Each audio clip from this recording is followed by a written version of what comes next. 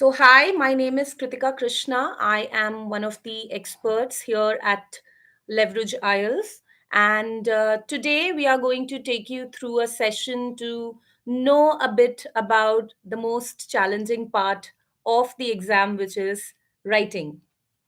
All right, so before we begin, I would just like to know how many of you have already experienced taking the exam, IELTS? Is there anyone? Have you taken the exam before? If no, just type a no so that I'm aware. Hope my voice is still reaching you all loud and clear.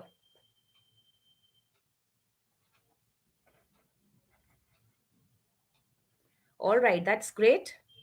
So you've got a bit of time. I guess what you're going to attend today is going to help you a lot. Amazing. All right. So, so the topic for today's session is to get to know some of the common mistakes we make in the writing section. Considering that there may be participants here who may be completely new to IELTS, some may have already taken the exam before and may be trying to take it again, trying to reach the required band score, or possibly there may be a few who may be practicing by themselves. So there are certain things when it comes to other skills that you experience in the exam, that is listening, reading, and speaking. Your writing section is altogether more challenging. The reason being, it's more of written communication. So it can't be that what you wrote is being interpreted the same way. So there are a few things that we are going to get to know today. I'm sure that what you're going to get acquainted with would really help you in ensuring that you ace this exam and try achieving a better band score than what you have been achieving so far. So let's get started. Without further ado, let me introduce to you what are some of the common mistakes we may be making in the exam. And as we dive deeper, you can definitely let me know if you have been one or you have been making one of those. So let's get started. Now, one of the common task types that you're going to get in the exam, whether you're going to take it for higher education or you're going to take it for immigration, for work visa or things like that, the question that you are going to attempt, which you cannot escape, is to write an essay. And I'm going to right now explain to you one of the most common errors that I notice when people tend to write their essays. And that comes with the kind of structure that you're going to follow.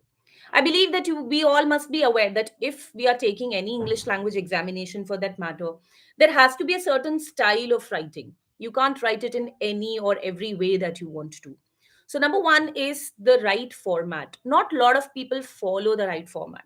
By that, I don't just mean to say if we are already aware that yes, we have to write an introduction, we have to write a body, and then conclusion, of course we'll do that. But then within that is something crucial, which is the number of paragraphs. What do you think should be an ideal number of paragraphs for writing an answer? Anybody who knows, anybody who's aware, the ideal division when it comes to paragraphs?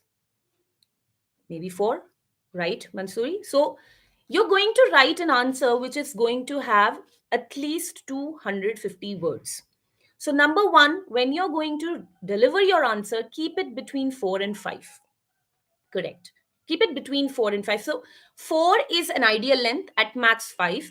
And these four paragraphs that you're going to write, of course, your first and the last paragraph, which is intro and conclusion, these two paragraphs need to be the shorter ones, where you're introducing what is the topic, what you're going to write, and then you're going to end by summarizing what you have stated already.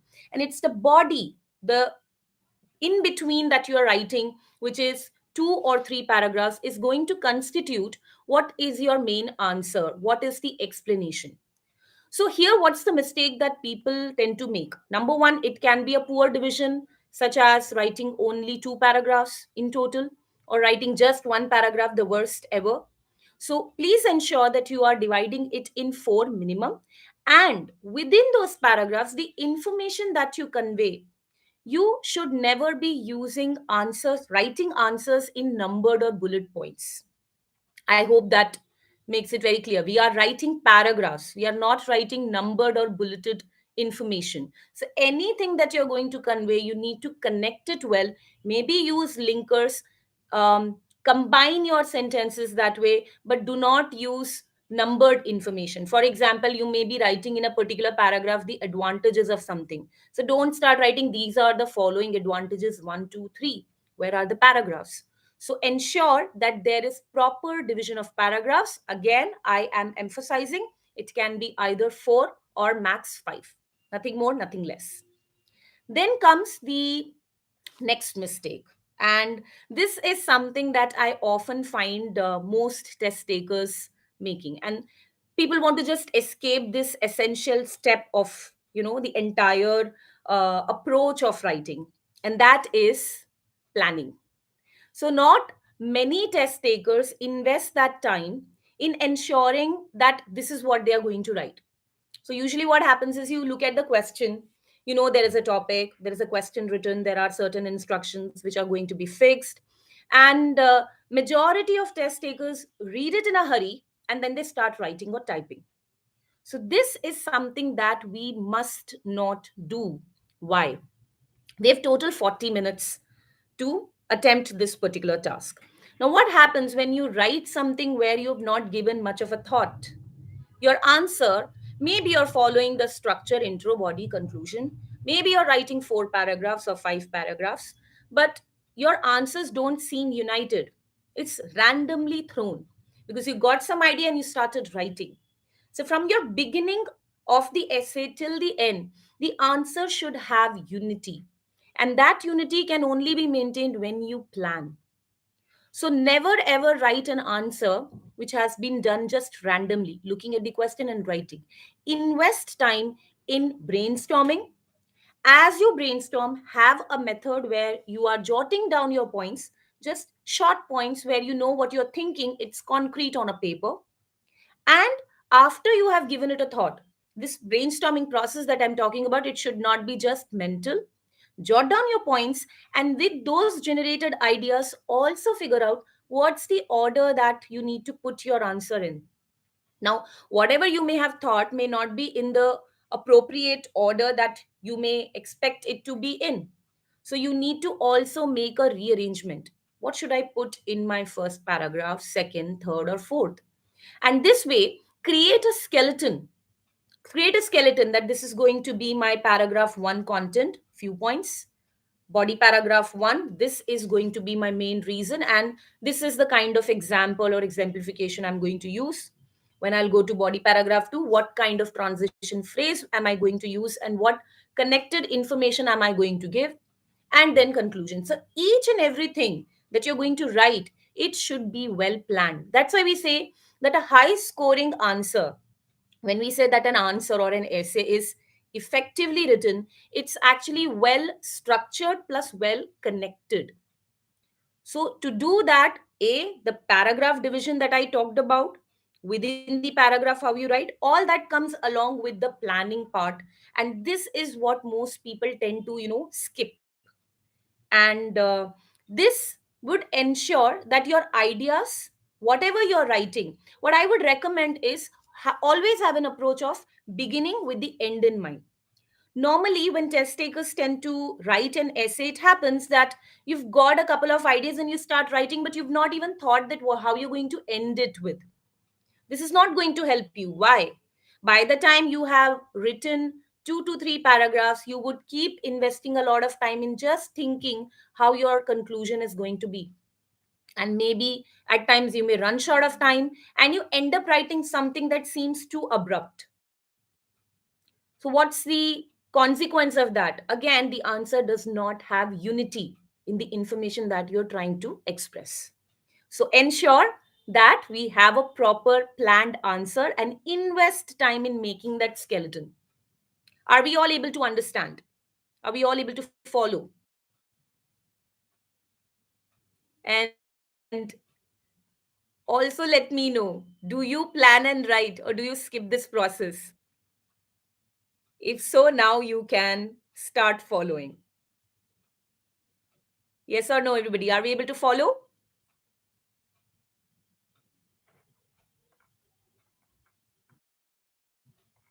All right, perfect. So now I'll come to the most significant point which I would like to convey here out of the mistakes that we are going to address. And this is, let's say now you are a good user of English. You are dividing your answer in appropriate number of paragraphs, no bullet or numbered sentences.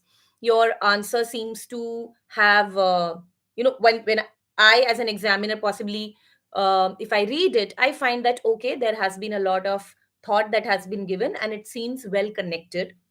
But what could be the major mistake? And that is not responding to the question properly. Now, what's that question? For instance, now we have different topics that we get in the exam. In IELTS, you have a range of questions that you can expect to get. If I name a few, there can be questions where you may be expected to share your opinion in terms of whether you agree or disagree to something. There can also be questions where you may be asked to write advantages and disadvantages to a particular situation. Or there can be a question where you're given two different pieces of information and you're asked to discuss both views and give your opinion. Now, all those who may have had an experience of having taken IELTS, you may have known these questions. Now, particularly these questions, each question has a specific requirement, everybody. And that requirement has to be fulfilled. You get in response, there is a parameter where it specifically says, does it address all the parts asked in the question? And that's what you need to notice. Do I need to agree or disagree? Do I need to share my perspective? Do I need to shed light on two different views that are given to me and then also share my perspective? Or I need to just talk about the plus and minuses connected to some approach? Or there are a lot of questions where you may be given something based on a problem, issue based essay, we call it. So sometimes in these issues, the most probable question type is to write what are the causes of that problem and to write its remedial measures. Sometimes the question can also be, what problems does this cause and what are the solutions to those problems? For example, now this is something that I want to put across. At times, we know what is the topic, we may have gauged what can be the likely answer that we need to write related to the topic, but we don't pay attention to the question carefully, and we end up writing something which the question did not ask. I'll share an example here. Now, let's say the question says that it has often been observed that families are not as close as they used to be. Let's say this is the topic. Families are not as close today as they used to be. Now, the question is, what problems does this cause and how can this closeness be brought back? Did we understand the question? Families are not as close as they used to be, is the topic. Now, the questions are, there are two things connected here which you need to address, the parts of the question that you need to address. One is, what problems does this cause and how can the closeness be brought back?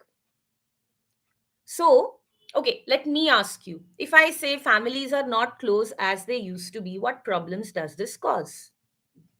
Anybody who can think of any problem that this problem can create?